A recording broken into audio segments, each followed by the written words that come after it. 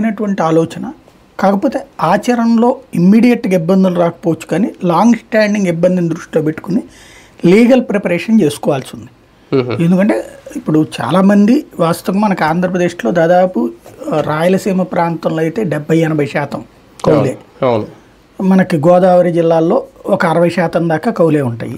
కృష్ణా గుంటూరు జిల్లాలో కూడా 60-70%. ఆంధ్ర అంతా కూడా దాదాపుగా కౌలే ఉంటాయి. 100కి 90% కౌలే ఉంటాయి.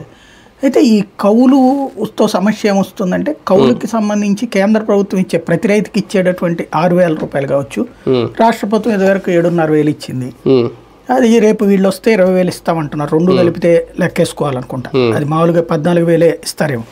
20,000 అన్నారంటే దాంతో కలిపి వీళ్ళు కూడా ఇదివరకు 12,500 అని చెప్పేసి చివరికి 7,500 అమౌంట్ వేశారు కదా. అట్లాగే రేపు వాళ్ళు కూడా వేయచ్చు. ఆ డబ్బులైనా సరే రేపు పొద్దున వేయాలంటే కౌలు రైతులకి పడదు, భూ యజమానికి పడుతుంది. ఏది ఈ రైతు భరోసా ఇవన్నీ కూడా అంతే కదా. ఇప్పటిదాకా కూడా ఏవైనా సరే అంటే ఇచ్చేది ఇప్పుడు కౌలు కార్డు, అంటే కార్డు ఆల్రెడీ ఇంత ముందు ఇచ్చినట్టున్నారు కదా, అంటే మధ్యలో ఆపేశారేమో.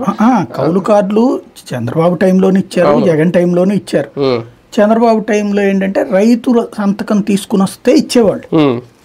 జగన్ దాన్ని ఏం చేశాడంటే అట్లాగే చాలా మంది ఇచ్చేవాళ్ళు కాదు, కౌలు రాసి ఇచ్చేవాళ్ళు కాదు.